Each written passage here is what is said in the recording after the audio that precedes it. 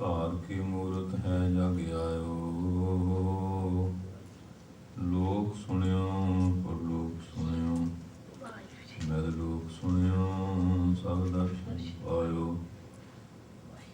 ਸੰਗਤ ਪਾਰਿਓ ਤਾਰਨ ਕੋ, ਗੁਰੂ ਨਾਨਕ ਸਾਹਿਬ ਪੰਥ ਚਲਾਇਓ।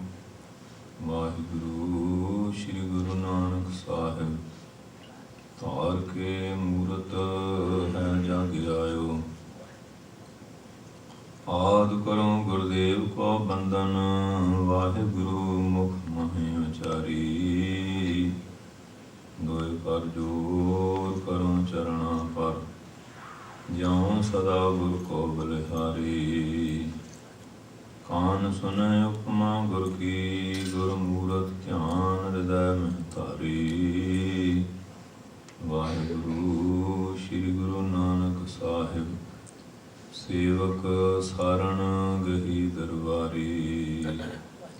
ਡੰਡੋਤ ਬੰਦਨ ਅਨਕ ਬਾਰ, ਸਰਬ ਕਲਾ ਸਮਰੱਥ। ਡੋਲਨ ਤੇ ਰਾਖੋ ਪ੍ਰਭੂ, ਨਾਨਕ ਦੇ ਹਰ ਹੱਥ। ਗਿਆਨ ਅੰਜਨ ਗੁਰ ਦੀਆ, ਅਗਿਆਨ ਅੰਧੇਰ ਵਿਨਾਸ਼। ਹਰ ਕਿਰਪਾ ਤੇ ਸੰਤ ਭੇਟਿਆ, ਨਾਨਕ ਮਨ ਪਰਗਾਸ। ਮੂਹ ਕੁਚਰੈ ਸ਼ਾਸਤਰ ਖਟ, ਪਿੰਗ ਗਿਰਨ ਚੜ ਜਾਏ। ਅੰਧ ਲਖੈ ਬਦਰੋ ਸੁਨੈ, ਜੋ ਕਾਲ ਕਿਰਪਾ ਕਰਾਏ। ਗੁਰੂ ਨਾਨਕ ਪਰਸ਼ੋਤਮ ਪਰਮ ਪਰਾਵਰਨਾਥ, ਜੁਗਲ ਚਰਨ ਮਮ ਬੰਦਨਾ। ਹਰ ਕਰ ਧਰ ਪਰਮਾਥ। ਸਤਿਨਾਮ ਸ਼੍ਰੀ ਵਾਹਿਗੁਰੂ ਜੀਓ।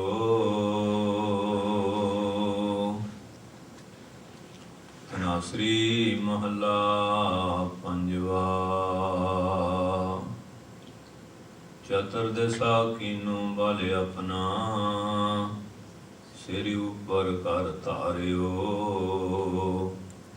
ਕਿਰਪਾ ਕਟਾਖ ਅਵਲੋਕਨ ਕੀਨੋ, ਦਾਸ ਕਾ ਦੁਖ ਵਿਦਾਰਿਓ। ਚਤੁਰ ਦਿਸਾ ਕੀਨੋ ਬਲ ਆਪਣਾ, ਸਿਰ ਉਪਰ ਕਰ ਧਾਰਿਓ। ਕਿਰਪਾ ਕਟਾਖ ਅਵਲੋਕਨ ਕੀਨੋ, ਦਾਸ ਕਾ ਦੁਖ ਵਿਦਾਰਿਓ। ਹਰ ਜਨ ਰਾਖੇ ਗੁਰੂ ਗੋਬਿੰਦ, ਕੰਠ ਲਾਏ ਅਵਗੁਣ ਸਭ ਮਿਟੇ। ਦਇਆਲ ਪੁਰਖ ਬਖਸ਼ੰਦ ਰਹਾਉ, ਜੋ ਮੰਗ ਹੈ ਠਾਕੁਰ ਆਪਣੇ ਤੇ। ਸੋਈ ਸੋਈ ਦੇਵੈ, ਨਾਨਕ ਦਾਸ ਮੁਖ ਤੇ ਜੋ ਬੋਲੇ। ਇਹਾ ਉਹਾ ਸਚ ਹੋਵੈ, ਜੋ ਮੰਗ ਹੈ ਠਾਕੁਰ ਆਪਣੇ ਤੇ। ਸੋਈ ਸੋਈ ਦੇਵੈ, ਨਾਨਕ ਦਾਸ ਮੁਖ ਤੇ ਜੋ ਬੋਲੇ। ਇਹਾ ਉਹਾ ਸਚ ਹੋਵੈ। ਵਾਹਿਗੁਰੂ ਜੀ ਕਾ ਖਾਲਸਾ, ਵਾਹਿਗੁਰੂ ਜੀ ਕੀ ਫਤਿਹ। ਧੰਨ ਧੰਨ ਸਾਹਿਬ ਸ੍ਰੀ ਗੁਰੂ ਨਾਨਕ ਦੇਵ ਜੀ ਮਹਾਰਾਜ। ਧੰਨ ਧੰਨ ਸਾਹਿਬ ਸ੍ਰੀ ਗੁਰੂ ਗੋਬਿੰਦ ਸਿੰਘ ਸਾਹਿਬ ਜੀ ਮਹਾਰਾਜ। ਧੰਨ ਧੰਨ ਸਾਹਿਬ ਸ੍ਰੀ ਗੁਰੂ ਗ੍ਰੰਥ ਸਾਹਿਬ ਜੀ ਮਹਾਰਾਜ ਜੀ ਦੀ ਮਹਾਨ ਕਿਰਪਾਲਤਾ ਬਖਸ਼ਿਸ਼ ਦਾ ਸਦਕਾ ਆਪ ਬੜੇ ਪਿਆਰ ਸਤਿਕਾਰ ਦੇ ਸਹਿਤ ਡਾਕਟਰ ਸਾਹਿਬ ਜੀ ਤੋਂ ਬਾਣੀ ਵਿਚਾਰ ਸਰਵਣ ਕਰ ਰਹੇ ਸੀ। ਪਰਮੇਸ਼ਰ ਨੇ ਇਸ ਸ੍ਰਿਸ਼ਟੀ ਦੇ ਉੱਤੇ ਜਿਸ ਤਰ੍ਹਾਂ ਦੀ ਮੌਜ ਹੈ, ਇਹਨੂੰ ਚਲਾਉਣ ਵਾਸਤੇ ਹਰ ਪਕਸ਼ ਨੂੰ ਕਾਇਮ ਕੀਤਾ ਹੈ। ਬਿਜਲੀ ਨੈਗੇਟਿਵ ਔਰ ਪੋਜ਼ਿਟਿਵ ਦੋ ਤੱਤਾਂ ਦੁਆਰਾ ਸੰਚਾਰ ਕਰਦੀ ਹੈ। ਕਾਦਰ ਨੇ ਕੁਦਰਤ ਦੁਆਰਾ ਇਹ ਸਾਰੀ ਜਿਹੜੀ ਸ੍ਰਿਸ਼ਟੀ ਹੈ ਇਹਦੀ ਰਚਨਾ ਕੀਤੀ ਹੈ। दिन भी है रात भी है, ज्ञान अज्ञान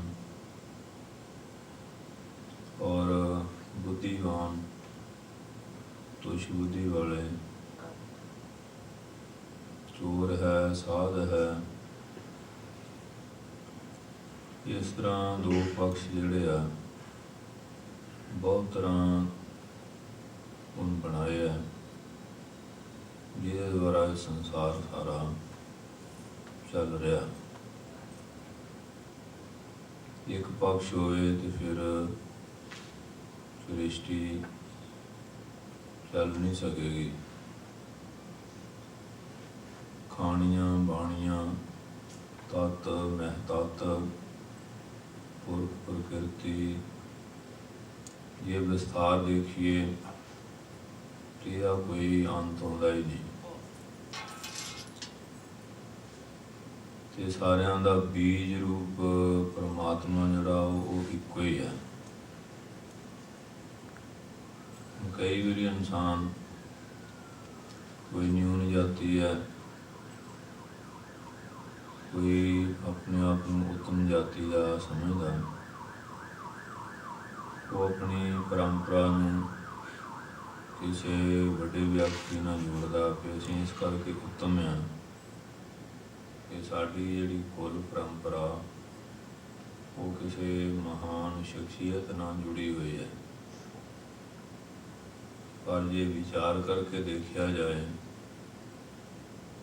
तो सारियां दा उपदेश करता ब्रह्मा ही है, क्योंकि सृष्टि की रचना की जिहड़ी सेवा आ वो लगी है, पालना विष्णु की और जिहड़ी काल की है वो शिव जी की है। तो फिर देखा जाए भी पंच परंपरा जिहड़ी है वो किहदी घट आ ते किहदी वध आ। इन्हां दे पिछे भी तिन्हां दे बहुत वड्डी शक्ति है परमात्मा की। एका माई जुगत ब्याई, तीन चेले परवान, एक संसारी एक भंडारी एक लाए दीवान। जिव तिस भावै तिवै चलावै, जिव होवै फरमान, ओह वेखै उन्ना नदर ना आवै, बहुता इहो विडान। आदेश तिसै आदेश, आद अनील अनाद अनाथ, जुग जुग एको वेश। तो ज्ञान दृष्टि यही है कि उसकी भावना जिहड़ी है आत्मा करके सारिਆਂ वास्ते समानांतर हो जाती है। अज्ञानता यही है कि उसकी जिहड़ी भावना या दृष्टि है वो आपो अपने मन की अवस्था के मुताबिक ही वो सोचता। बीज बीज देखियो बहु प्रकारा, फल पाके ते एक अंकारा, सहस घटा में एक आकाश, घट फूटे ते वही प्रकाश। जिमें हुण एक बीज तो पहला जड़ निकली है, फिर अंगूर निकलिया, तना शाखां टहनियां पत्ते फुल फल, फल विच फिर मुड़ के वही बीज है। बीज विचों वृक्ष का जड़ तो लैके दूजा विस्तार नज़र नहीं आता, पर उहदे विच छुपिया होया जिहड़े फल पक जाता मुड़ के फिर वो बीज रूप ही रह जाता। इस तरह जिन्नी भी सृष्टि है इन्हां दा सारियां दा बीज कारण जिहड़ा वो परमेश्वर है। तो फिर कहा जाए कि फलाने की वंश परंपरा बड़ी है या छोटी है, वो गल बनती नहीं, क्योंकि सारियां दा मूल कारण तो परमेश्वर ही है। उसने इस सृष्टि नूं नाना भांत द्वारा शंगारिया होया। तो जिहड़े ज्ञानवान पुरुष है वो इस नुकते नूं समझते हैं, उन्हां दा किसी ना किसी बैर विरोध या कोई नफरत ईर्खा रहिंदी नहीं। तो जिहड़े अज्ञानी जीव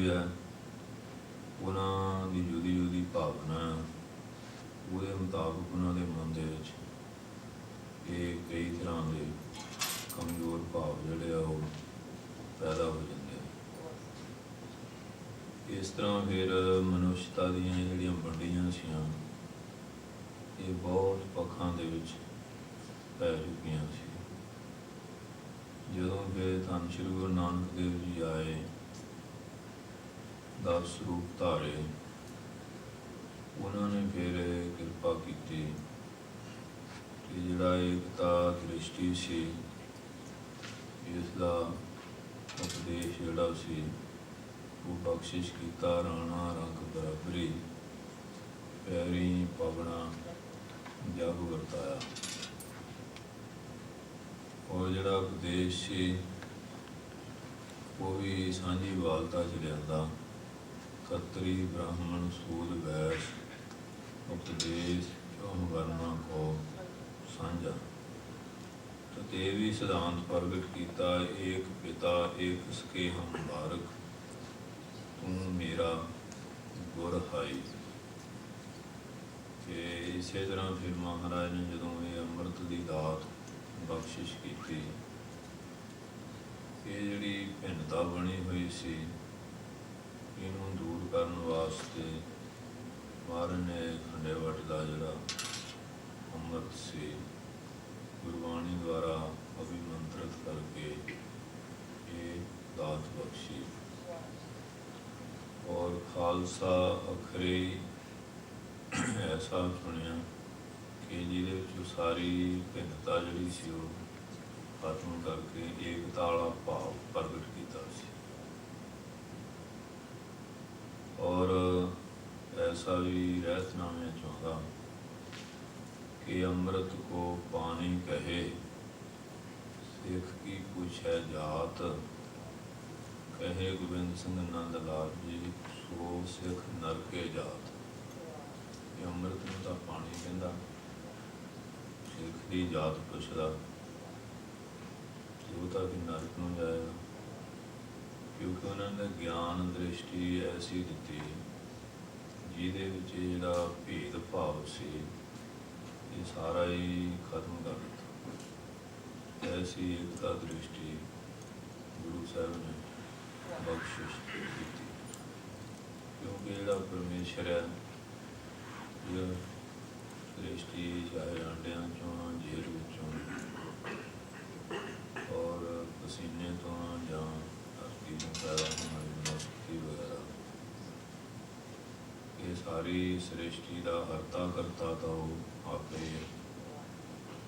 ਔਰ ਹਰਨ ਭਰਨ ਜਾਂ ਸਵਾ ਨੇਤਰ ਹੋ ਰਿਹਾ, ਉਹਦੇ ਕੀਤਾ ਫਸਾਓ ਕੋ ਕਵਾਓ, ਕਵਾਓ ਦੇ ਫੁਰਨੇ ਤੋਂ ਹੀ ਇਹ ਸਾਰਾ ਸੰਸਾਰ ਸਕਲਪ ਤੋਂ ਹੀ ਪੈਦਾ ਹੋਇਆ। ਕਿ ਉਹਦੇ ਕਲਪ ਦੇ ਵਿੱਚ ਇਹ ਜਿੰਨੇ ਵੀ 84 ਲੱਖ ਜੀ ਜਾਂਦੇ ਆ ਪੈਦਾ ਹੋਏ ਆ, ਇਹਨਾਂ ਦੀ ਵਿਛੜਨ ਦਾ ਕਾਰਨ ਜਿਹੜਾ ਉਹ ਸਿਰਫ ਅਗਿਆਨ ਹੈ। ਤੇ ਜੇ ਗਿਆਨ ਦ੍ਰਿਸ਼ਟੀ ਨਾਲ ਦੇਖਿਆ ਜਾਏ ਤੇ ਵੈਸੇ ਭਿੰਨਤਾ ਵਾਲੀ ਕੋਈ ਗੱਲ ਨਜ਼ਰ ਆਉਂਦੀ ਨਹੀਂ। ਹੁਣ ਸਰੀਰਕ ਕਿਰਿਆ ਦੇਖੀਏ ਤੇ 5 ਤੱਤ ਵੀ ਸਾਰਿਆਂ ਨੂੰ ਲੱਗੇ ਆ, ਇਹਨਾਂ ਦਾ ਸਰੀਰ ਬਣਿਆ। ਹੁਣ ਜੇ ਦੇਖੀਏ ਨੇਤਰ ਆ, ਇਹ ਸਾਰਿਆਂ ਦੇ ਦੇਖਣ ਦਾ ਕੰਮ ਕਰਦੇ ਆ। ਇੱਥੇ ਵੀ ਏਕਤਾ ਸਿੱਧ ਹੁੰਦੀ ਹੈ। ਇਹ ਨਹੀਂ ਵੀ ਇੱਕ ਦੀਆਂ ਅੱਖਾਂ ਦੇਖਣ, ਦੂਜੇ ਦੀਆਂ ਸੁਣਨ, ਦੇਖਣ ਦਾ ਹੀ ਕੰਮ ਕਰਦੇ।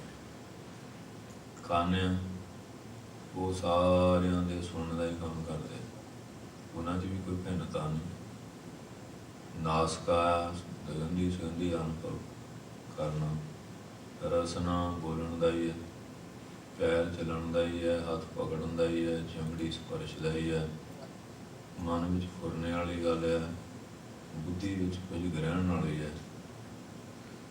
ਹੁਣ ਇੱਥੇ ਫਰਕ ਇੰਨਾ ਹੀ ਆ ਗਿਆਨ ਅਤੇ ਅਗਿਆਨ ਦਾ। ਜਿਹੜਾ ਗਿਆਨੀ ਹੈ ਉਹ ਇਹਨਾਂ ਨੇਤਰਾਂ ਨਾਲ ਸਾਰੇ ਸੰਸਾਰ ਨੂੰ ਬ੍ਰਹਮ ਰੂਪ ਕਰਕੇ ਦੇਖਦਾ।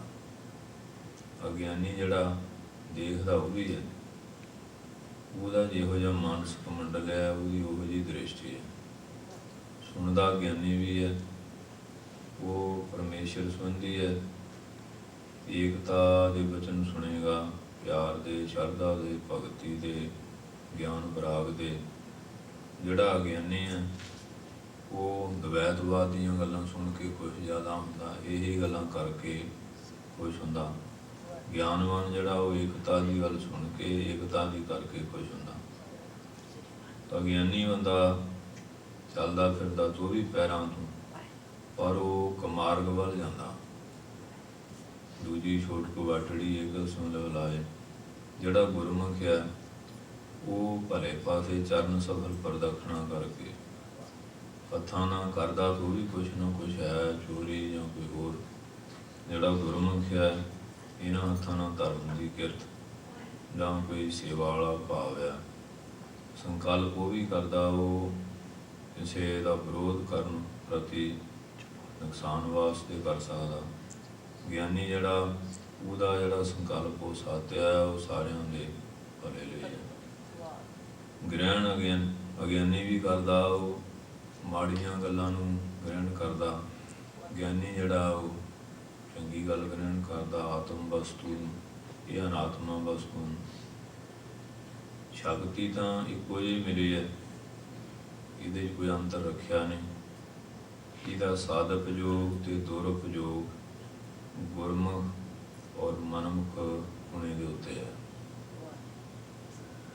ਅਤੇ ਜਿਹੜਾ ਹੁਣ ਮਹਾਂਪੁਰਖ ਹੈ ਉਹ ਇਹੀ ਗੱਲ ਸਮਝਾਉਂਦੇ ਆ ਬਾਣੀ ਵਿੱਚ ਕਿ ਮਨਮੁਖ ਹੋਣਾ ਛੱਡ ਕੇ ਗੁਰਮੁਖਤਾਈ ਵਾਲੇ ਭਾਵ 'ਚ ਆ ਜਾਓ। ਫਿਰ ਜਿੰਨੀ ਇਹ ਦਵੈਸ਼ ਸਾਰੇ ਸੰਸਾਰ 'ਤੇ ਅਰਾਜਕਤਾ ਫੈਲੀ ਹੈ, ਰਗੜੇ ਝਗੜੇ, ਈਰਖਾ, ਵਾਦ ਵਿਵਾਦ, ਇਹ ਸਾਰੇ ਖਤਮ ਹੋ ਸਕਦੇ ਆ। ਹੁਣ ਦੇਖੋ ਬੜੀਆਂ ਜੰਗਾਂ ਵੀ ਹੋਈਆਂ, ਐਟਮੀ ਸ਼ਕਤੀਆਂ ਵੀ ਬਣ ਗਈਆਂ। ਸਾਰੇ ਸੰਸਾਰ ਦੇ ਉੱਤੇ ਕਿੰਨਾ ਕੁਛ ਕਰਕੇ ਵੀ ਅਸ਼ਾਂਤੀ ਜਿਹੜੀ ਆ ਉਹ ਉਵੇਂ ਬਰਕਰਾਰ ਆ। ਸ਼ਾਂਤੀ ਵਾਸਤੇ ਯਤਨ ਸਾਰੇ ਕਰਦੇ, ਚਾਹੁੰਦੇ ਵੀ ਆ ਹੋਵੇ, ਹੋ ਨਹੀਂ ਰਹੀ। ਪਰ ਜੇ ਮਹਾਰਾਜ ਦਾ ਜੋ ਸਿਧਾਂਤ ਦਿੱਤਾ, ਅਗਰ ਇਹਦਾ ਸਹੀ ਪ੍ਰਚਾਰ ਹੋ ਜਾਏ ਔਰ ਸਾਰੇ ਇਸ ਗੱਲ ਨੂੰ ਇੱਕ ਰੂਪ ਹੋ ਕੇ ਸਮਝ ਜਾਣ, ਅਤੇ ਵਿਸ਼ਵ ਵਿਆਪੀ ਜਿਹੜੀ ਸ਼ਾਂਤੀ ਹੈ ਉਹ ਸੰਸਾਰ 'ਤੇ ਹੋ ਸਕਦੀ ਹੈ। ਅੱਛਾ, ਜਿਹੜਾ ਧਰਮ ਸੀ ਉਹ ਇਸੇ ਵਾਸਤੇ ਸੀ, ਪਰ ਅਗਿਆਨੀਆਂ ਨੇ ਆਸਰਾ ਧਰਮ ਦਾ ਲਿਆ ਅਤੇ ਗੱਲ ਅਧਰਮ ਦੀ ਕਰਦੇ ਆ। ਉਹਨਾਂ ਨੇ ਵੀ ਬਹੁਤ ਵੱਡਾ ਬਣਾ ਦਿੱਤੀਆਂ, ਐਸੀ ਈਰਖਾ ਪੈਦਾ ਕਰਕੇ। ਭਾਈ ਗੁਰਦਾਸ ਸਾਹਿਬ ਕਹਿੰਦੇ ਕਿ 12 ਮੈਂ ਜੋਗੀ ਖਪ ਜਾਵੇ, ਸੰਨਿਆਸੀ 6-4। ਜੋਗੀ ਜਿਹੜੇ ਸੀ ਉਹਨੇ 12 ਪੰਥ ਵਾਲਾ, ਸੰਨਿਆਸੀਆਂ ਦੇ 6 ਅਤੇ 4 10 ਬਣ ਗਏ। ਇਸ ਤਰ੍ਹਾਂ ਇੱਧਰ ਮੁਸਲਮਾਨਾਂ ਦੇ ਇਹਨਾਂ ਦੇ 72 ਫਿਰਕੇ, ਅਤੇ ਇਸੇ ਤਰ੍ਹਾਂ ਹੋਰ ਵੀ ਧਰਮਾਂ ਮਜ਼੍ਹਬਾਂ ਦਾ ਲੈ ਲਓ। ਹੁਣ ਜੈਨ ਵਾਲੇ ਆ ਉਹ ਜ਼ਿਆਦਾ ਹਿੰਸੋ ਪਰਮ ਧਰਮਾਂ ਇਹਨੂੰ ਮੰਨਦੇ ਆ, ਪਰ ਝਗੜੇ ਉਹਨਾਂ 'ਚ ਵੀ ਹੁੰਦੇ ਦੇਖੇ ਜਾਂਦੇ, ਅਦਾਲਤਾਂ 'ਚ ਕੇਸ ਚੱਲਦੇ। ਇੱਕ ਐਸਾ ਝਗੜਾ, ਇੱਕ ਗਰੁੱਪ ਕਹਿੰਦਾ ਕਿ ਮਹਾਂਵੀਰ ਜੀ ਜਿਹੜੇ ਸੀ ਦਿਗੰਬਰ ਸੀਗੇ, ਕਿ ਵਸਤਰ ਨਹੀਂ ਸੀ ਲੈਂਦੇ। ਇੱਕ ਪਕਸ਼ ਕਹਿ ਰਿਹਾ ਕਿ ਨਹੀਂ, ਉਹ ਸਤੰਬਰ ਸੇ ਵਸਤਰ ਲੈਂਦੇ ਸੀ। ਇਹ ਝਗੜਾ ਬਹੁਤ ਵੱਧ ਗਿਆ। ਫਿਰ ਮੰਦਰ ਦੇ ਵਿੱਚ ਜਿਹੜੀ ਮਹਾਂਵੀਰ ਦੀ ਮੂਰਤੀ ਹੈ, ਇੱਕ ਤਾਂ ਕਹਿਣ ਵੀ ਇਹ ਨਗਨ ਚਾਹੀਦੀ ਹੈ, ਦੂਸਰੇ ਕਹਿਣ ਕੱਪੜੇ ਵਾਲੀ। ਅਤੇ ਇਸ ਗੱਲੋਂ ਝਗੜਾ ਇੰਨਾ ਵਧਿਆ, ਅਦਾਲਤ ਵਿੱਚ ਲੱਗਿਆ। ਅਦਾਲਤ ਦਾ ਜੱਜ ਇਹ ਹੁਣ ਕੀਤਾ ਕਿਵੇਂ ਜਾਏ, ਮੂਰਤੀ ਦੇ ਕੋਈ। ਹੁਣ ਫਿਰ ਫੈਸਲਾ ਦਿੱਤਾ ਕਿ ਹੁਣ ਇਹਨਾਂ ਨੂੰ ਟਿਕਾਉਣ ਦਾ ਢੰਗ ਹੋਰ ਤਾਂ ਕੋਈ ਨਹੀਂ, ਇਹ ਗੱਲ ਕਤਲ ਤੱਕ ਨਾ ਪਹੁੰਚ ਜਾਏ। ਜੱਜ ਨੇ ਫੈਸਲਾ ਇਹ ਦਿੱਤਾ ਕਿ ਜਦੋਂ ਮੂਰਤੀ ਜਿਹੜੀ ਹੈ ਮੰਦਰ 'ਚ ਅੱਧਾ ਦਿਨ ਨਗਨ ਅਤੇ ਅੱਧਾ ਦਿਨ ਉੱਤੇ ਕੱਪੜੇ ਹੋਣ, ਗੱਜ ਕੇ ਬੋਲੋ। ਸਤਿਨਾਮ ਸ੍ਰੀ ਵਾਹਿਗੁਰੂ। ਇਹ ਫੈਸਲਾ ਦਿੱਤਾ ਵੀ ਜਿਲੇ ਉਹਨੀ ਜਿਹੜੇ ਨਗਨ ਦੀ ਧਾਰਨ ਵਾਲੇ ਆ, ਅੱਧਾ ਦਿਨ ਉਹ ਵੰਡ ਲੈਣ, ਅੱਧਾ ਦਿਨ ਉਹ। ਹੁਣ ਦੇਖੋ ਗੱਲ ਬੜੀ ਛੋਟੀ ਜਿਹੀ ਹੈ, ਝਗੜਾ ਕਿੱਥੇ ਤੱਕ, ਅਦਾਲਤ ਤੱਕ ਪਹੁੰਚ ਗਿਆ। ਇਸ ਤਰ੍ਹਾਂ ਹੁਣ ਸਾਡੇ ਗੁਰੂ ਸਾਹਿਬਾਂ ਨੇ ਸਾਰੇ ਸੰਸਾਰ ਨੂੰ ਇਹ ਰੋਸ਼ਨੀ ਦਿੱਤੀ ਸੀ, ਗਿਆਨ ਦਿੱਤਾ ਸੀ। ਤੇ ਕਈਆਂ ਨੇ ਰੱਬ ਨੂੰ ਵੀ ਇੱਕ ਜਗ੍ਹਾ ਕੈਦੀ ਬਣਾ ਲਿਆ ਸੀ ਆਪਣੇ ਪਕਸ਼ ਦੁਆਰਾ, ਹਾਲਾਂਕਿ ਵਿਆਪਕ ਆ। ਇਹ ਗੱਲ ਬਹੁਤੇ ਮੰਨਦੇ ਵੀ ਹੈ ਕਿ ਰੱਬ ਜਿਹੜਾ ਹੈ ਉਹ ਪਰਿਪੂਰਨ ਆ, ਵਿਆਪਕ ਆ।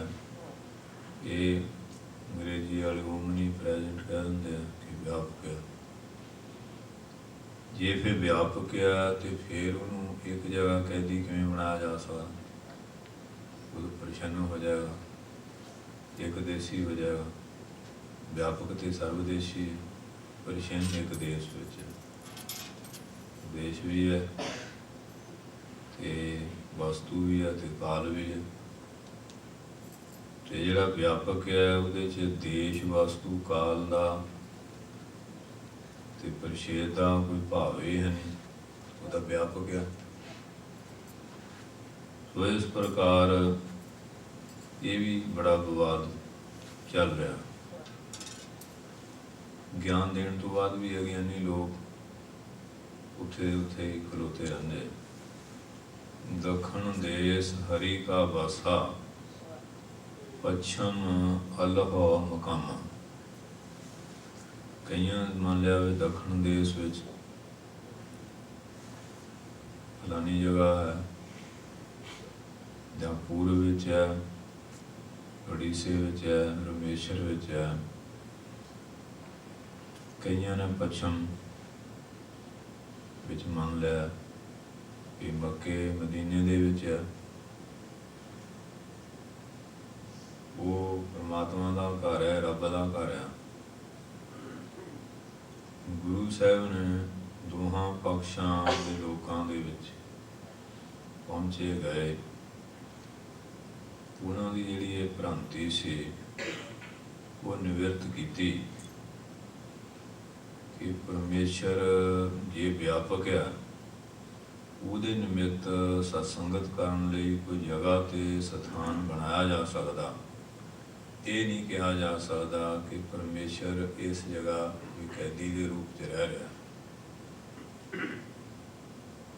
ਹੁਣ ਉਸ ਵੇਲੇ ਦੇ ਕੁਝ ਵਿਅਕਤੀਆਂ ਨੇ ਇਸ ਗੱਲ ਨੂੰ ਸਮਝਿਆ, ਪਰ ਅੱਜ ਵੀ ਸੰਸਾਰ ਤਕਰੀਬਨ ਇੱਥੇ ਖਲੋਤਾ ਹੋਇਆ, ਕਿਉਂਕਿ ਅਗਿਆਨ ਜਿਹੜਾ ਉਹ ਕੁਝ ਬੰਦਿਆਂ ਦਾ ਤੇ ਦੂਰ ਹੁੰਦਾ, ਸਾਰਿਆਂ ਦਾ ਹੁੰਦਾ ਨਹੀਂ। ਜਿਹੜਾ ਗਿਆਨਵਾਨ ਉਹ ਤਾਂ ਇਸ ਨੁਕਤੇ ਨੂੰ ਸਮਝਦਾ, ਅਗਿਆਨੀ ਜਿਹੜਾ ਉਹ ਉੱਥੇ ਦਾ ਉੱਥੇ ਖਲੋਤਾ ਰਹਿੰਦਾ।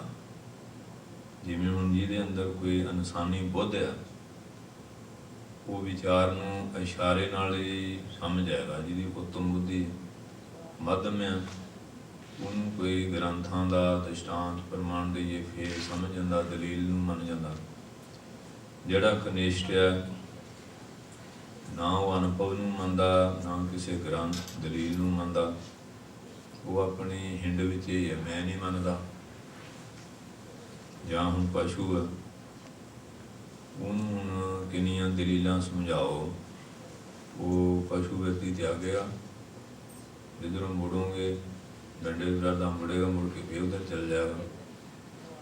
ਇਸ ਤਰ੍ਹਾਂ ਜਿਹੜਾ ਜੜਤਾ ਬੁੱਧੀ, ਮੂਰਖ ਬੁੱਧੀ ਵਾਲਾ ਪੁਰਸ਼ ਹੈ, ਇਹਦਾ ਮਤਲਬ ਇਹ ਨਹੀਂ ਕਿ ਉਹ ਮੇਰਾ ਪੜ੍ਹਿਆ ਹੀ ਨਹੀਂ। ਕਈ ਕਿਤਾਬੀ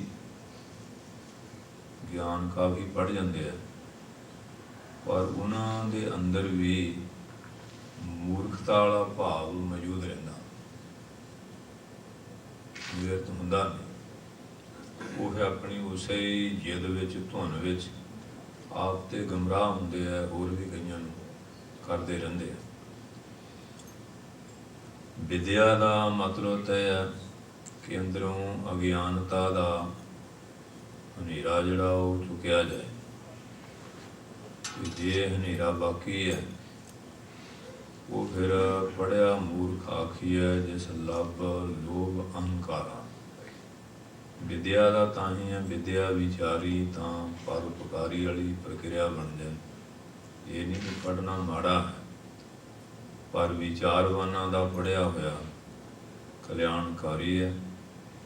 ਅਗਿਆਨੀਆਂ ਦੀ ਜਿਹੜੀ ਪੜ੍ਹਾਈ ਹੈ, ਜੇ ਉਹਨਾਂ ਨੂੰ ਗਿਆਨ ਦਾ ਨੁਕਤਾ ਸਮਝ ਨਹੀਂ ਆਇਆ, ਖਲ ਚੰਦਨ ਜਸ ਭਾਰਾ, ਜਿਵੇਂ ਖੋਤੇ ਦੀ ਪਿੱਠ ਦੇ ਉੱਤੇ ਚਾਹੇ ਲੱਕੜਾਂ ਕਿੱਕਰ ਦੀਆਂ ਰੱਖ ਦਿਓ, ਚਾਹੇ ਚੰਦਨ ਦੀਆਂ, ਉਹਨੂੰ ਕਿਹੜਾ ਸੁਗੰਧੀ ਦਾ ਗਿਆਨ ਆ, ਉਹਦੇ ਵਾਸਤੇ ਦਾ ਭਾਰ ਹੈ, ਵਹਿਮੀ ਪਾਂਡੇ ਚੁੱਕੀ ਫਿਰਦਾ।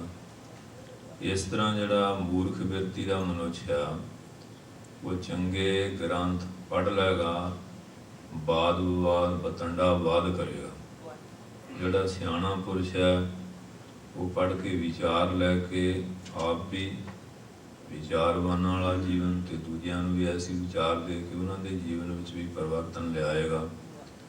ਸੋ ਇਸ ਵਾਸਤੇ ਗੁਰੂ ਮਹਾਰਾਜ ਨੇ ਕਿਰਪਾ ਕੀਤੀ ਸੀ, ਐਸੇ ਗੁਰਮੁਖ ਪੈਦਾ ਵੀ ਹੋਏ, ਉਹ ਵੀ ਗਾਂ ਐਸਾ ਉਪਦੇਸ਼ ਦਿੰਦੇ ਰਹੇ। ਹੁਣ ਅੱਜ ਅਸੀਂ ਆਪਣੇ ਕੌਮ ਵੱਲ ਨਜ਼ਰ ਮਾਰੀਏ, ਉਹਨਾਂ ਦੇ 72 ਜਾਂ 7200 ਫਿਰਕੇ ਬਣ ਗਏ ਹੋਣਗੇ। ਸਾਡੇ ਅੰਦਰ ਵੀ ਐਸੀਆਂ ਬਹੁਤ ਜਥੇਬੰਦੀਆਂ ਅਤੇ ਪਾਰਟੀਆਂ ਬਣ ਗਈਆਂ। ਮਹਾਰਾਜ ਨੇ ਤੇ ਇੱਕ ਖਾਲਸਾ ਹੀ ਬਣਾਇਆ ਸੀ, ਤੇ ਹੁਣ ਇਸ ਵੇਲੇ ਸਾਡੇ ਆਪੋ ਆਪਣੇ ਰਾਹ, ਆਪੋ ਆਪਣੀ ਮਰਜ਼ਾਦਾ, ਇੱਕ ਦੂਏ ਨੂੰ ਨੀਚਾ ਦਿਖਾਉਣ ਦੀ ਕੋਸ਼ਿਸ਼ ਕਰਦਾ ਤੇ ਆਪਣੇ ਆਪ ਨੂੰ ਬੜਾ ਸ੍ਰੇਸ਼ਟ ਸਰਵੋਤਮ ਦੱਸਣ ਦੀ ਕੋਸ਼ਿਸ਼ ਕਰ ਰਿਹਾ। ਇਹ ਅਗਿਆਨ ਕਰਕੇ ਹੈ। ਜੇ ਗਿਆਨ ਵਾਲਾ ਭਾਵ ਆ ਜਾਏ, ਗਿਆਨੀਆਂ ਜਿਹੜੇ ਗਿਆਨਵਾਨ ਬ੍ਰਹਮ ਗਿਆਨੀ ਆ, ਉਹਨਾਂ ਦਾ ਤਾਂ ਕੋਈ ਝਗੜਾ ਹੈ ਹੀ ਨਹੀਂ। ਝਗੜਾ ਤੇ ਅਗਿਆਨੀ ਲੋਕਾਂ ਦਾ ਹੀ ਹੈ, ਤੇ ਜਿੰਨਾ ਚਿਰ ਅਗਿਆਨ ਹੈ ਉਹ ਝਗੜਾ ਰਹੇਗਾ।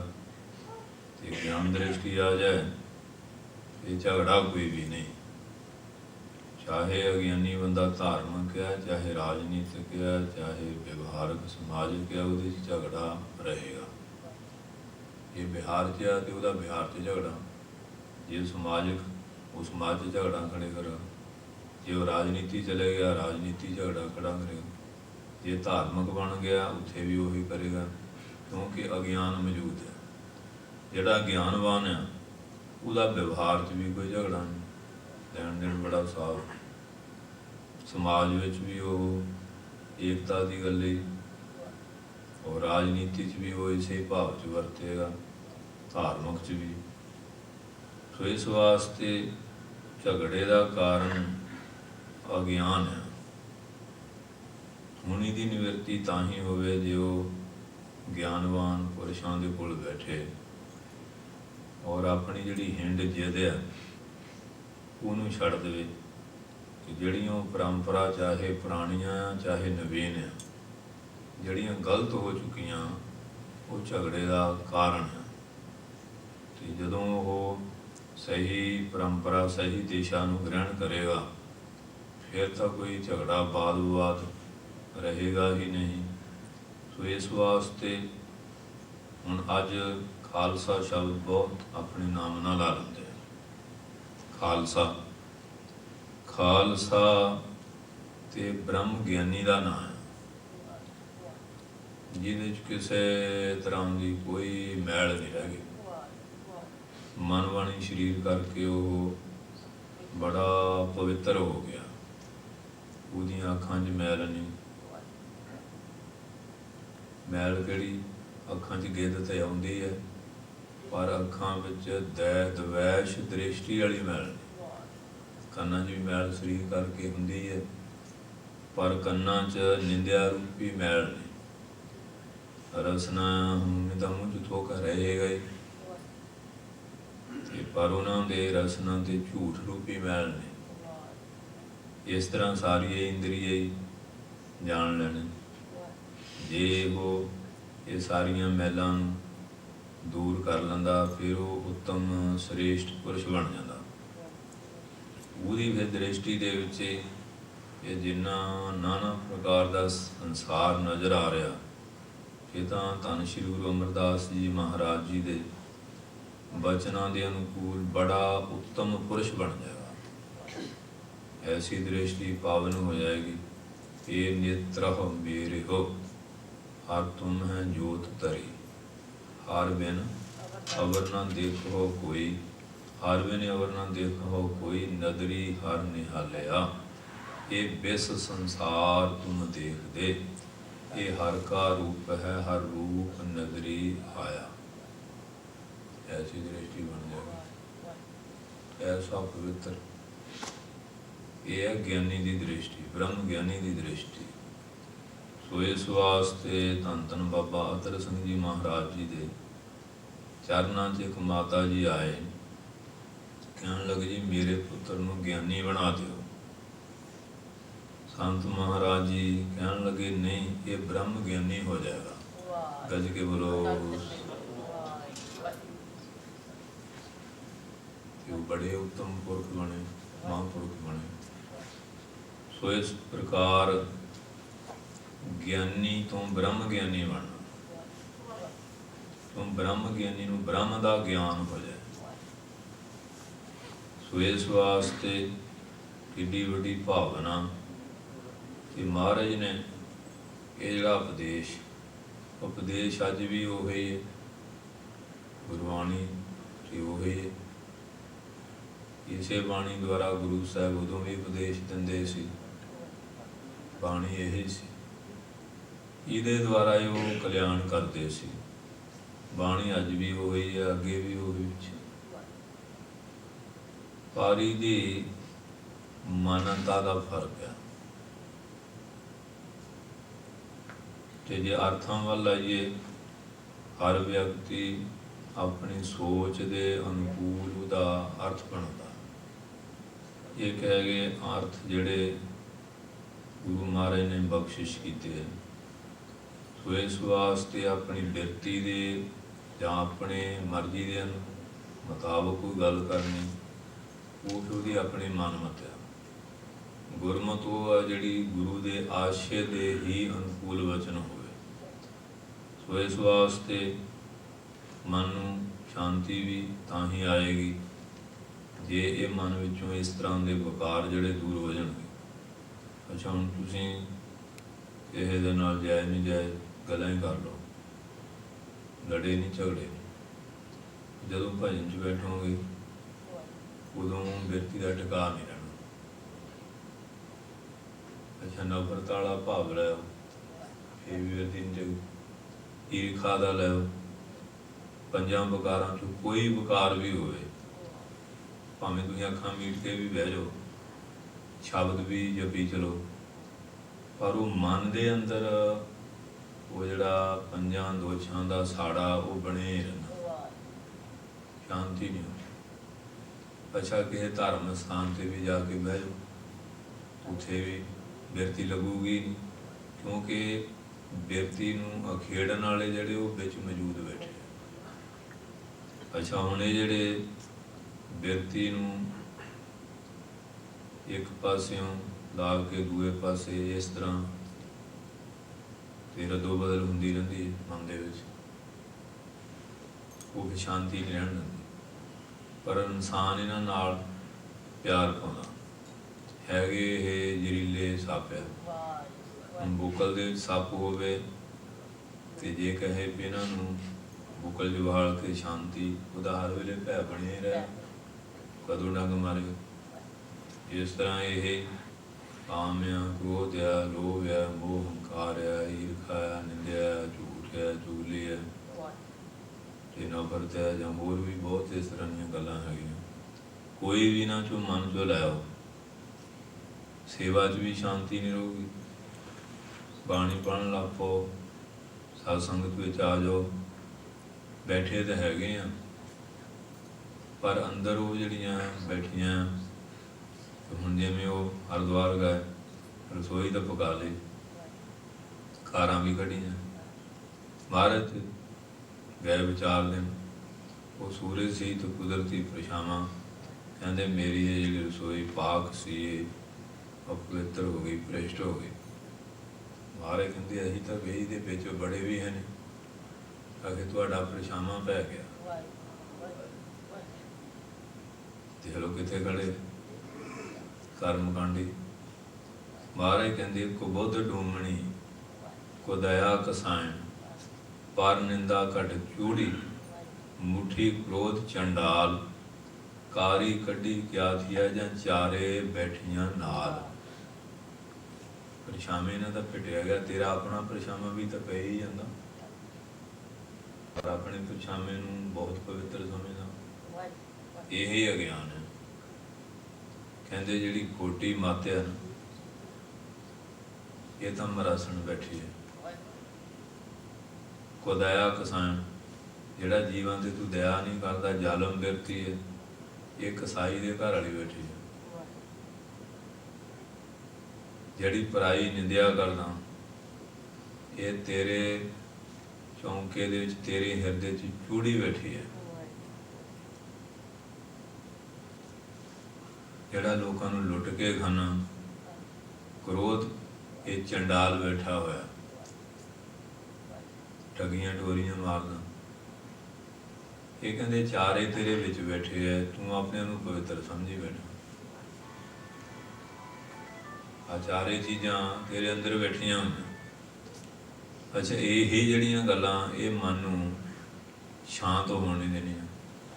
अच्छा इसे नफरत करके अज साडे गुरुद्वारे भी बहुत बन गए। जाति की नफरत सी, उन्होंने एक दूआ नफरत करता सी, उन्हें अपना स्थान जुदा बना लिया। निशान भी जुदे हो गए, किसी ने कोई उत्ते रख लिया, किसी ने कोई रख लिया। हुण महाराज ने तो एक किया सी, साड़ी जिहड़ी ईरखा सी, साड़ी जिहड़ी नफरत सी, उसने दवैत पैदा करके हाँ जी एक गुरु घर नूं कई गुरु घरां च बदल दिता। प्रकाश सारे महाराज दा करके बैठे है, पर गुरु महाराज नूं भी जाति नाल जोड़ लिया। गज के बोलो गुरुद्वारा भी जाति नाल जोड़ लिया। ये साडी नफरत चों पैदा होया, साडी ईरखा, साडी द्वैश। अच्छा इस तरह संस्थावां जिहड़ी संस्था नाल कोई जुड़िया वो उहदी वडियाई बहुत करेगा, जिहड़ी इहनी कुरबानी कीती वो किसी ने कीती ही नहीं। कुरबानी दी शक्ति देण वाला जो दसम गुरु जी सी उहदा नाम ही नहीं लैंदे। फिर अमृत की जिहड़ी धारणा सी वो भी परंपरा सारे ने जुदियां जुदियां बना लईआं, ते उहदे बनाउण दे छपाउण दे ढंग भी आपो अपने बना लै। महाराज ने तो कहा सी पीवो पौहल खंड धार होवै जन्म सुहेला वाह वाह गोबिंद सिंह आपे गुर चेला। कई परंपरा वो माइयां नूं किरपान नाल छपाउंदे, पंज बाणियां भी पूरियां नहीं पढ़दे, 6 पौड़ियां जपजी साहिब दियां 6 आनंद साहिब दियां पढ़ के किरपान नाल छपाउंदे। इसदा मतलब महाराज ने अमृत जिहड़ा सी वो 2 तरह का बनाया सी जां एक तरह का। महाराज ने तो इको तरह का कीता सी। फिर जिहड़े हैगे आ जिन्हां नूं वो कहंदे न्यून जाति दे है, बाटा एक भी तैयार कर लैंदे, उन्हां विच भी भिन्नता रखी जाती है। कहे कि बोलो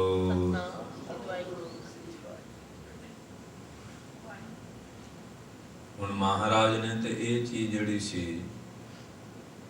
खत्म कीती सी, पर असीं ये चाहुंदे नहीं कि ये चीज़ खत्म हो गई तो साडी अपनी होंद नहीं रहेगी। अपनी होंद रखने वास्ते इंसान ने ਗੁਰੂ ਮਹਾਰਾਜ ਦੀ ਦੱਸੀ ਹੋਈ ਮਰਜ਼ਾਦਾ ਤੋਂ ਭਿੰਨ ਹੋ ਕੇ ਕੁਝ ਕਰਨ ਦੀ ਕੋਸ਼ਿਸ਼ ਕੀਤੀ। ਅੱਛਾ, ਹੁਣ ਅੰਮ੍ਰਿਤ ਦੇ ਵਿੱਚ ਪਤਾਸੇ ਵਰਤੇ ਜਾਂਦੇ ਆ। ਚਲੋ ਮਹਾਰਾਜ ਜੀ ਮਿੱਠੇ ਦਾ ਹੀ ਹੁੰਦਾ, ਮਿਸ਼ਰੀ ਵੀ ਜਾਂ ਕੋਈ ਹੋਰ ਮਿੱਠਾ ਵੀ ਵਰਤਿਆ ਜਾ ਸਕਦਾ। ਪਤਾਸੇ ਦਾ ਤੇ ਕੋਈ ਫਿਲਾਸਫੀ ਸੀ ਕਿ ਪਤਾਸਾ ਪਾਉਂਦੇ ਉਹਦੇ 'ਚ ਖੁਰ ਕੇ ਆਪਣੀ ਹੋਂਦ ਖਤਮ ਕਰਕੇ ਜਲ ਦਾ ਰੂਪ ਹੋ ਜਾਂਦਾ। ਇਸੇ ਤਰ੍ਹਾਂ ਤੂੰ ਪਤਾਸੇ ਤੋਂ ਸਿੱਖਿਆ ਲੈਣੀ ਹੈ।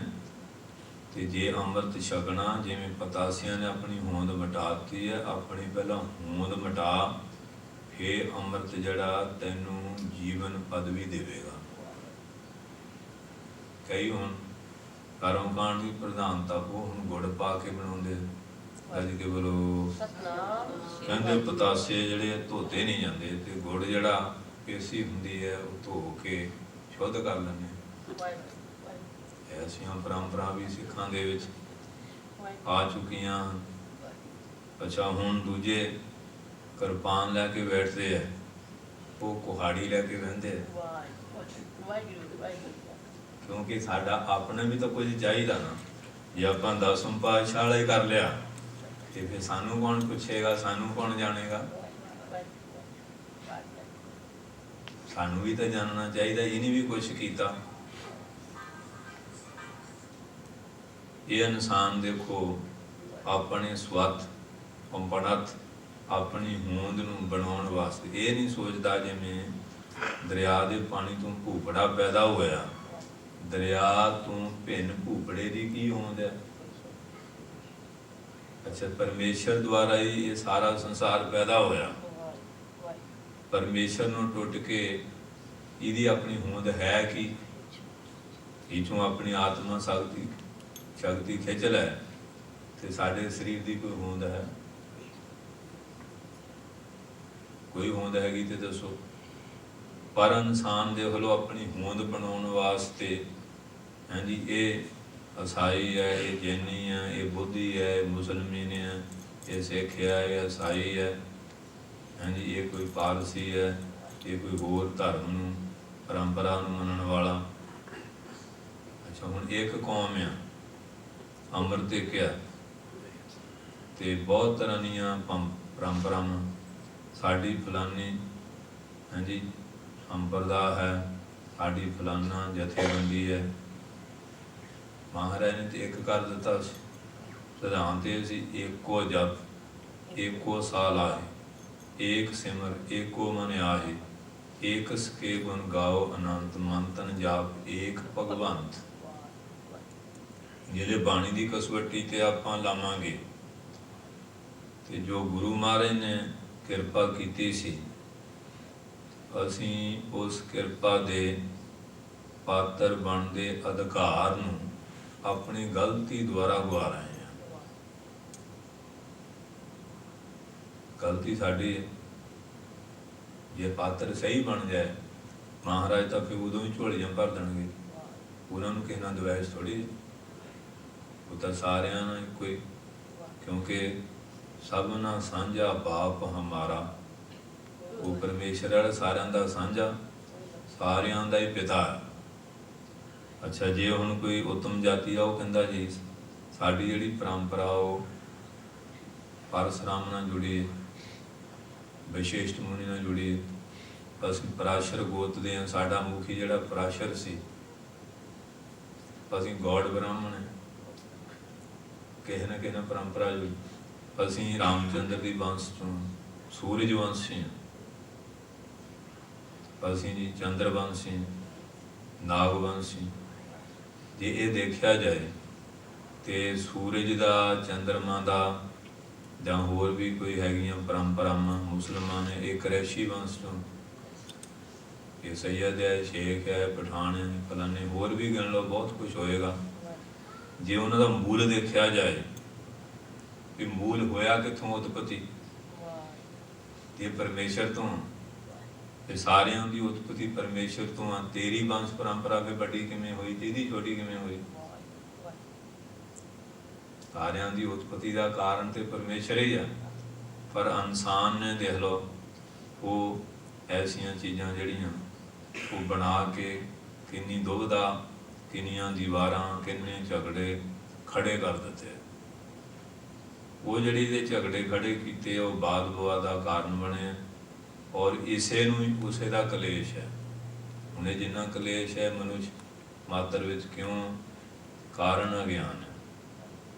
ਇਹਨੂੰ ਗਿਆਨ ਦੇਣ ਵਾਸਤੇ ਦੇਖੋ ਕਿੰਨੇ ਸਕੂਲ, ਕਾਲਜ, ਯੂਨੀਵਰਸਿਟੀਆਂ ਹੈਗੀਆਂ, ਮਾਡਲ ਸਕੂਲ ਹੈ। ਅੱਛਾ, ਧਰਮ ਤੌਰ 'ਤੇ ਲੈ ਲਓ, ਗਿਰਜੇ ਆ, ਗੁਰਦੁਆਰੇ ਆ, ਪਗੋਡੇ ਆ, ਮੰਦਰ ਆ, ਮਸੀਤਾਂ ਆ, ਆਪੋ ਆਪਣੇ ਧਰਮ ਨੇ ਬਹੁਤ ਤਰ੍ਹਾਂ ਦੇ ਬਣਾਏ ਹੋਏ ਆ। ਫਿਰ ਧਰਮ ਗ੍ਰੰਥ ਕਿੰਨੇ ਆ? ਕੁਰਾਨ ਆ, ਅੰਜੀਲ ਆ, ਜ਼ਬੂਰ ਆ, ਯਾਨੀ ਤੁਰੇਤ ਹੈ, ਇਹ 4 ਕਿਤਾਬਾਂ। ਇੱਧਰ ਲੈ ਲਓ ਗੁਰੂ ਗ੍ਰੰਥ ਸਾਹਿਬ ਹੈ। ਇਹ ਇਤਿਹਾਸਕ ਪੁਸਤਕਾਂ ਵੀ ਬਹੁਤ ਹੈਗੀਆਂ, ਸੂਰਜ ਪ੍ਰਕਾਸ਼, ਪੰਥ ਪ੍ਰਕਾਸ਼, ਮਹਿਮਾ ਪ੍ਰਕਾਸ਼ ਹੈਗਾ, 100 ਸਾਖੀ ਹੈ, ਵਿਜੇ ਮੁਕਤ ਹੈ, ਭਾਈ ਗੁਰਦਾਸ, ਨੰਦ ਲਾਲ, ਹੋਰ ਰਚਨਾਵਾਂ ਬਹੁਤ ਹੈਗੀਆਂ। ਇੰਨਾ ਕੁਝ ਹੋਣ ਦੇ ਬਾਵਜੂਦ ਵੀ ਅਗਿਆਨ ਹਾਲੇ ਮੌਜੂਦ ਆ। ਅਗਿਆਨ ਜਿਹੜਾ ਉਹ ਫਿਰ ਵੀ ਮੌਜੂਦ ਹੈ। ਇਹਦਾ ਮਤਲਬ ਇਹ ਨਹੀਂ ਕਿ ਉਹ ਧਾਰਮਿਕ ਗ੍ਰੰਥਾਂ ਦਾ ਜਾਂ ਦੂਜੀਆਂ ਪੁਸਤਕਾਂ ਦਾ ਦੋਸ਼ ਸਾਡੀ ਬੇਸਮਝੀ ਦਾ। ਅੱਛਾ, ਜਿਹੜੇ ਬੇਸਮਝ ਸੀ ਉਹ ਪੜ੍ਹਾਈ ਕਰ ਗਏ, ਉਹ ਨਹੀਂ ਫਿਰ ਜਿਹੜੀਆਂ ਪੁਸਤਕਾਂ ਲਿਖੀਆਂ ਦਵੈਤ ਬਾਅਦ ਵਿੱਚ ਲਿਖੀਆਂ, ਨਫ਼ਰਤ ਨਾਲ ਭਰ ਕੇ ਗੱਲਾਂ ਲਿਖੀਆਂ, ਜਿਹੜੇ ਉਹਨਾਂ ਨੂੰ ਪੜ੍ਹਦੇ ਉਹਨਾਂ ਅੰਦਰ ਵੀ ਦਵੈਸ਼ ਆਈ ਜਾਂਦੀ। ਕਈ ਸ਼ੰਕੇ ਖੜੇ ਗਲਤ, ਕਈ ਤਰ੍ਹਾਂ ਦੇ। ਪਰ ਜਿਹੜੇ ਆਪਾਂ ਸਾਰੇ ਪੱਖਾਂ ਵੱਲੋਂ ਸੋਚ ਕੇ ਕਿ ਫਲਾਣੇ ਬੁੱਕ ਵੀ ਪੜ੍ਹੀ, ਫਲਾਣੀ ਪੜ੍ਹੀ, ਉੱਥੇ ਆ ਉੱਥੇ, ਇਹਨਾਂ ਨੇ ਸਾਨੂੰ ਸ਼ਾਂਤੀ ਦਿੱਤੀ ਨਹੀਂ। ਅਤੇ ਜਿਹੜੇ ਅਸੀਂ ਫਿਰ ਗੁਰੂ ਗ੍ਰੰਥ ਸਾਹਿਬ ਦੀ ਬਾਣੀ ਤੱਕ ਪਹੁੰਚਦੇ ਹਾਂ, ਇਹਨਾਂ ਵਿੱਚ ਸਾਰਾ ਉਪਦੇਸ਼ ਜਿਹੜਾ ਉਹ ਸ਼ਾਂਤੀ ਦਾ ਹੀ ਹੈ, ਸ਼ਾਂਤੀ ਦੀ ਗੱਲ ਇਹ ਹੈ। ਪਰ ਅਸੀਂ ਇਹਨੂੰ ਪੜ੍ਹ ਕੇ ਵੀ ਇੱਕ ਪੱਖ ਹੋਰ ਖੜਾ ਕਰ ਲੈਂਦੇ ਹਾਂ, ਆਪਣਾ ਪਕਸ਼ ਖੜਾ ਕਰ ਲੈਂਦੇ ਹਾਂ।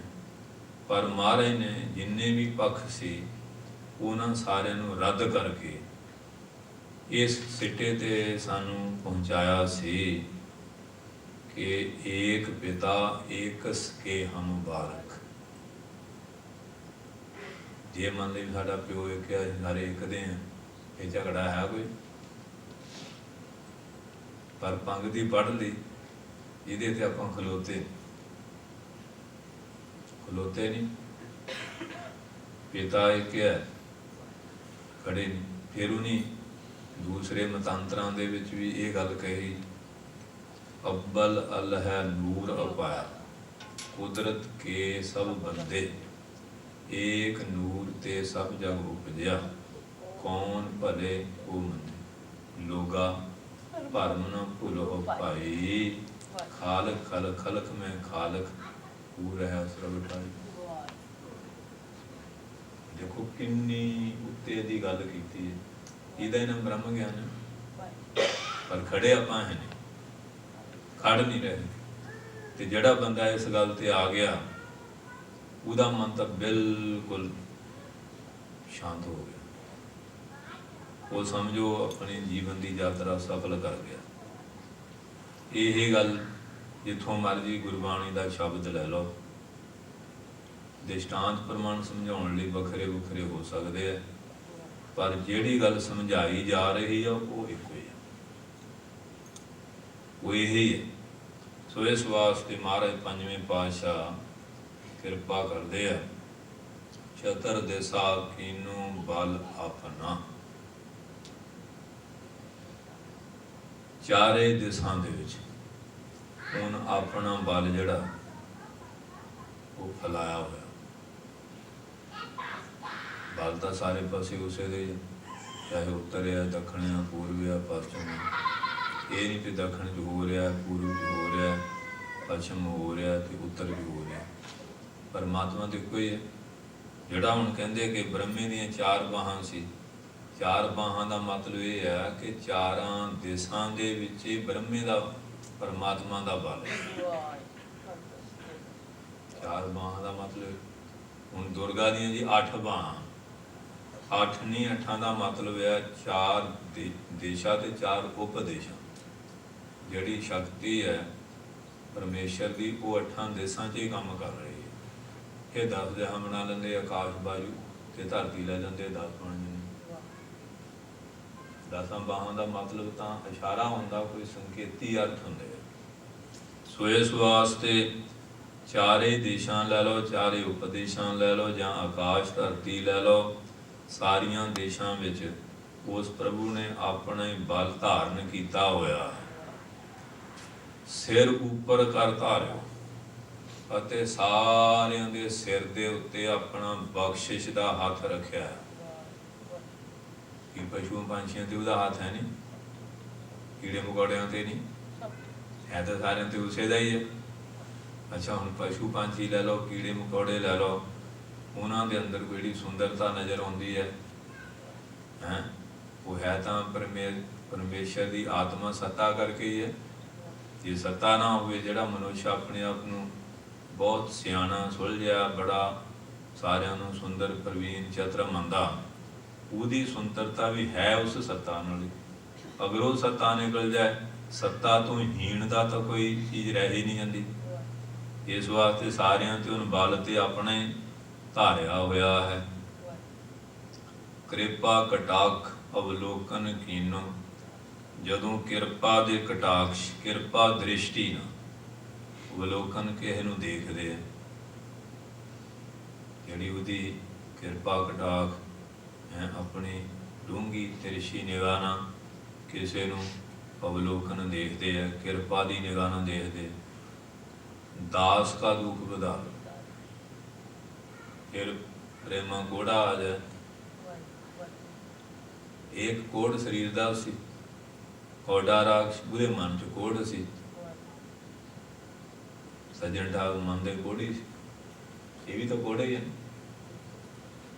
दूए दे उत्ते जुल्म करना, मन दे अंदर ऐसे नसूर फुटे हुए। जदों किरपा दृष्टि ना देखिया ਤੇ ਫਿਰ ਪੂਰਾ ਗੁਰ ਅਖਿਓ ਜਾ ਕਾ ਮੰਤਰ, ਜਿਹੜਾ ਪੂਰਾ ਗੁਰੂ ਦਾ ਜਿਹੜਾ ਮੰਤਰ ਹੈ ਨਾ, ਅਖਿਓ ਨਾਸ ਤੋਂ ਰਹਿਤ ਹੈ, ਉਪਦੇਸ਼ ਅੰਮ੍ਰਿਤ ਦ੍ਰਿਸ਼ਟ। ਸਾਡੀ ਦ੍ਰਿਸ਼ਟੀ 'ਚ ਜ਼ਹਿਰ ਮਿਲੀ ਹੋਈ ਹੈ, ਅੱਖਾਂ ਜਿਹੜਾ ਉਹਦੇ 'ਚ ਵਕਾਰ ਹੈ, ਉਹਨਾਂ ਦੀ ਦ੍ਰਿਸ਼ਟੀ 'ਚ ਅੰਮ੍ਰਿਤ ਹੈ। ਜਿਹੜੇ ਅੰਮ੍ਰਿਤ ਦ੍ਰਿਸ਼ਟੀ ਨੇ ਦੇਖਿਆ, ਅੰਮ੍ਰਿਤ ਦ੍ਰਿਸ਼ਟ, वो संत बन गए। कोड़ा रंग संत बनाता, सज्जन ठग संत बनाता, भूमिया चोर संत बनाता।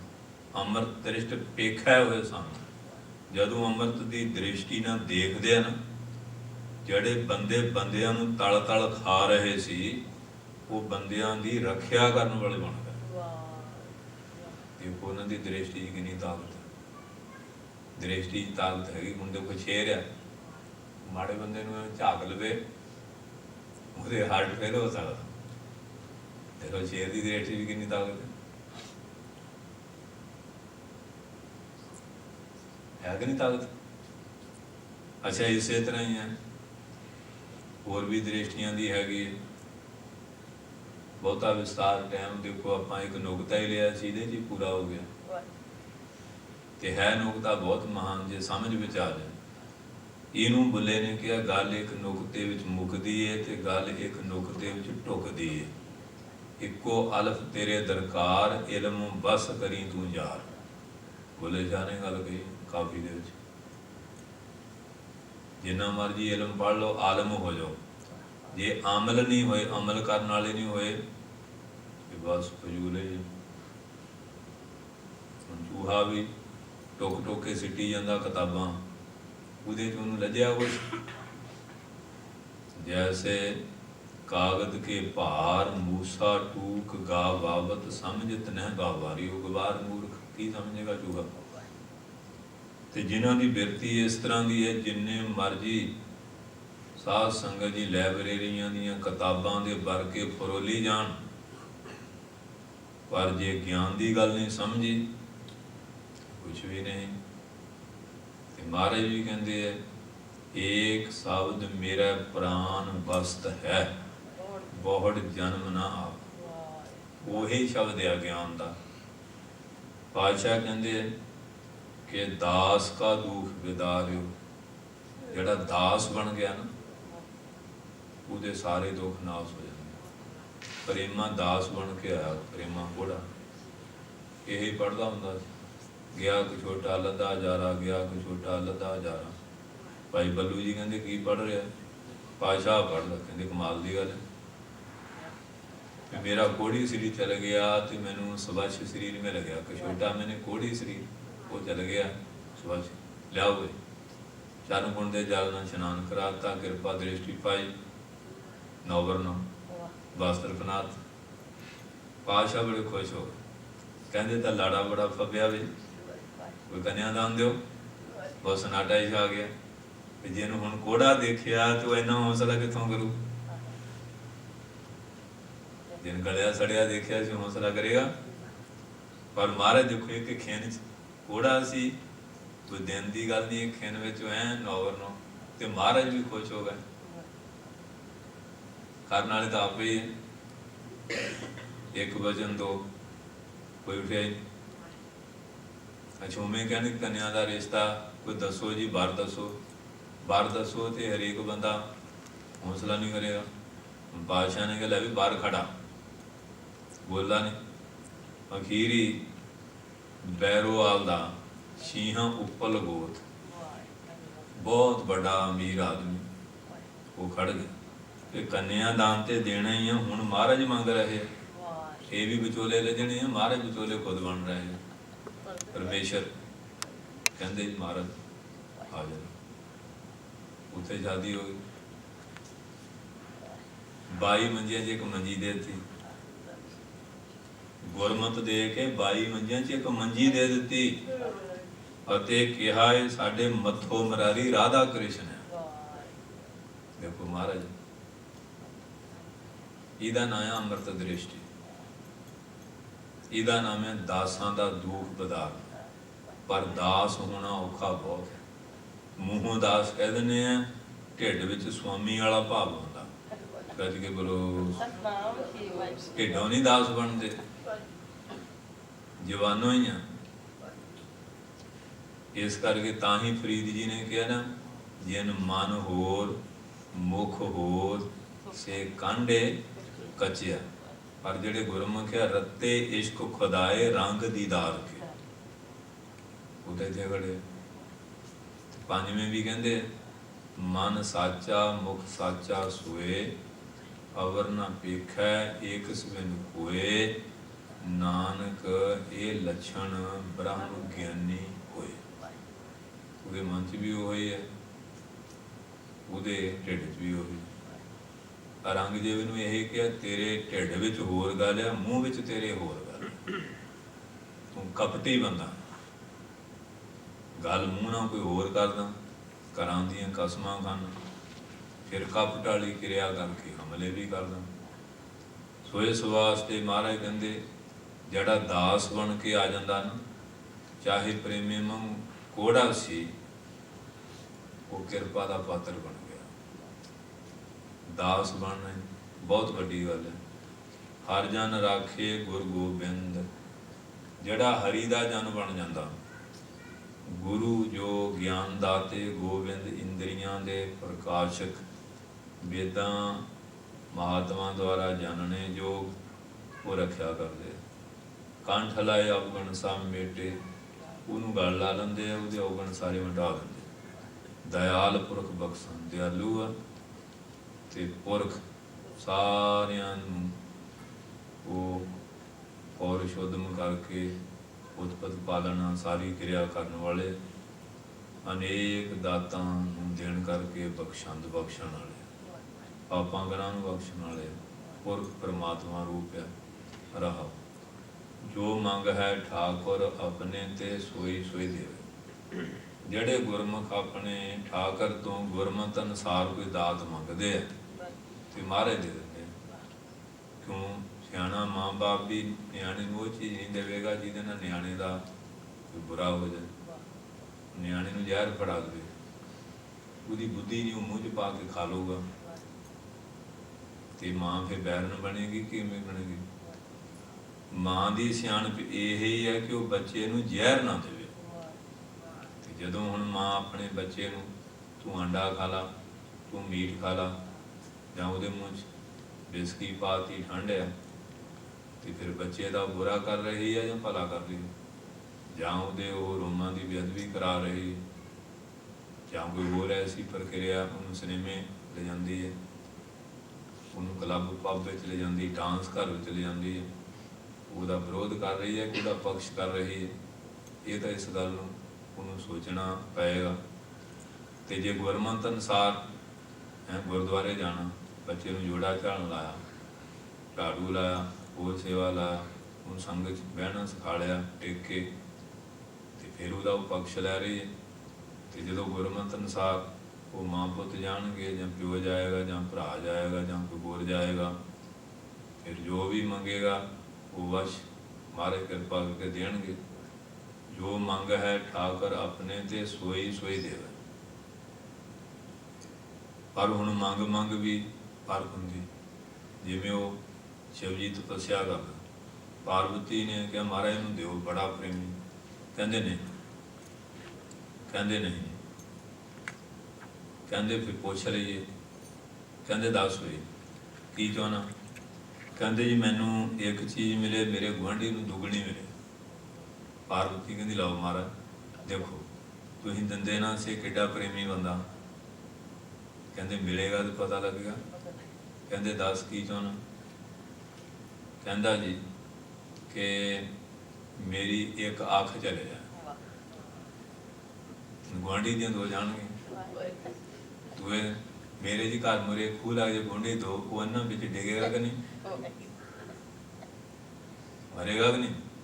ਜਿਹੜਾ ਦੁਵੈਤਵਾਦੀ ਬੰਦਾ ਠਾਕੁਰ ਆਪਣੇ ਤੇ ਆਪਣੇ ਠਾਕੁਰ ਪਰਮੇਸ਼ਰ ਤੋਂ ਜੋ ਮੰਗਦਾ ਹੈ ਸੋਈ ਸੋਈ ਦੇਗਾ। ਉਹ ਮੰਗਿਆ ਨਾਮ ਦਿਓ ਜੀ, ਸਿੱਖੀ ਦਿਓ ਜੀ, ਹਾਂਜੀ ਗੁਰਮੁਖਤਾਈ ਦਿਓ, ਅੰਮ੍ਰਿਤ ਦਿਓ ਜੀ, ਭਜਨ ਦਿਓ, ਬਾਣੀ ਦਿਓ, ਭਰੋਸਾ ਦਾਨ, ਪ੍ਰਸਾਦ ਦਾਨ, ਕੇਸ ਦਾਨ ਦਿਓ।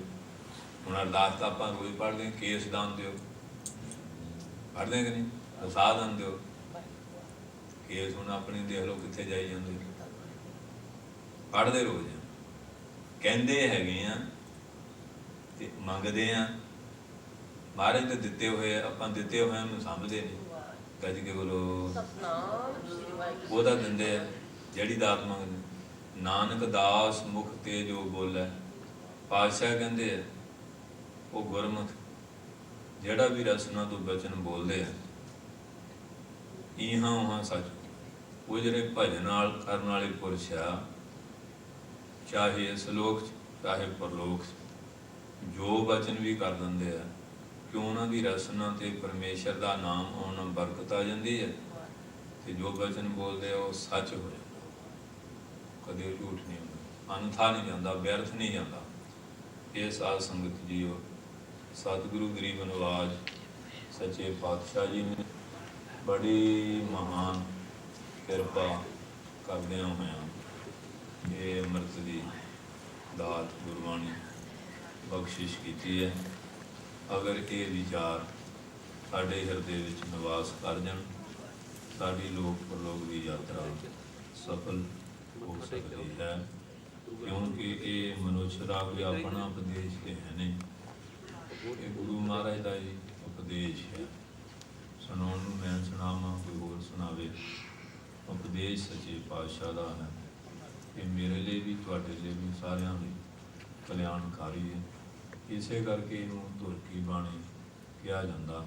ਇਹ ਚਿੰਤਾ ਨੂੰ, ਗਾਂ ਧੋਖਿਆਂ ਨੂੰ ਮਿਟਾਉਣ ਵਾਲੀ, ਮਨ ਵਿੱਚ ਸ਼ਾਂਤੀ ਔਰ ਬ੍ਰਹਮ ਗਿਆਨ ਦੀ ਦਾਤ ਬਖਸ਼ਣ ਵਾਲੀ ਹੈ। ਸੋ ਇੱਥੋਂ ਦੇ ਪ੍ਰਬੰਧਕ ਸੇਵਾਦਾਰਾਂ ਦਾ ਅਤੇ ਗੁਰੂ ਮਹਾਰਾਜ ਦੇ ਸੇਵਾਦਾਰ ਗ੍ਰੰਥੀ ਸਿੰਘ, ਰਾਗੀ ਸਿੰਘ, ਗਿਆਨੀ, ਸਾਰਿਆਂ ਦਾ ਬਹੁਤ ਬਹੁਤ ਧੰਨਵਾਦ। ਵਾਹਿਗੁਰੂ ਜੀ ਕਾ ਖਾਲਸਾ, ਵਾਹਿਗੁਰੂ ਜੀ ਕੀ ਫਤਿਹ।